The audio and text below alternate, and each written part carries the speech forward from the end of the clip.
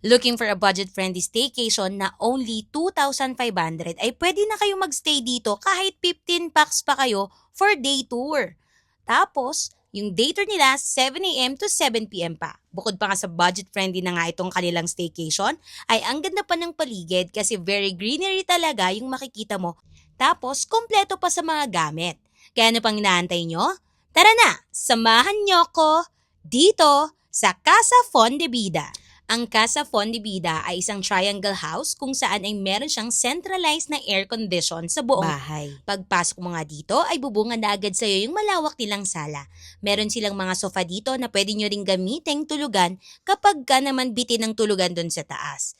Meron din siyang videoke at TV na pwede nyo ring gamitin para naman masaya ang bonding ng barkada. Kumpleto na rin yung mga gamit na kakailanganin mo dito kung magluluto kayo kasi yung kusina nila free use na rin tapos kumpleto pa sa mga lutuan at kumpleto pa sa mga utensils. Wala ka nang kahanapin pa. Meron din silang ref dito na pwede nyo ding paglagyan ng inyong mga lulutuin. Yung CR naman nila, malawak. Tapos meron na rin siyang free na toiletries na pwede nyong gamitin. Merong malaking mirror. Meron na rin siyang bathtub and shower, kaya shala-shala. Meron din sila ditong drawer na pwede nyo ring paglagyan ng mga gamit para organize na rin.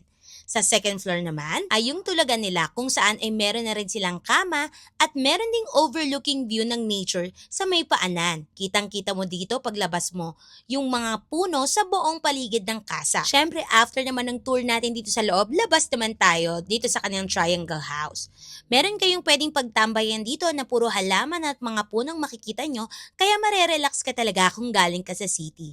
Meron din silang pugad kung saan ay pwede kayong magpicture para sa inyong mga IG post. Talaga namang ang ganda ng mga makukuha mong shots dito. By the way, located nga pala itong Casa Fondevida sa Sitio Parungaw, Barangay Sapang Bulak, DRT Bulacan. Kailangan nyo nga lang palang gumamit ng maps para makarating dito.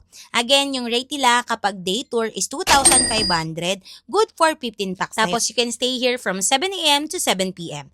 Kapag overnight, same rate pa rin pero hanggang 6 person lang. Tapos, ang stay nyo dito is from 2 p.m. until 12 noon the next day. So kung bet nyo nga pala magpabook dito, chat nyo na lang yung page nila, Casa Fondevida Triangle House at DRT. So for more travel tips and food review, follow mo na ako. Yun lang mga kalakwatsa. Bye!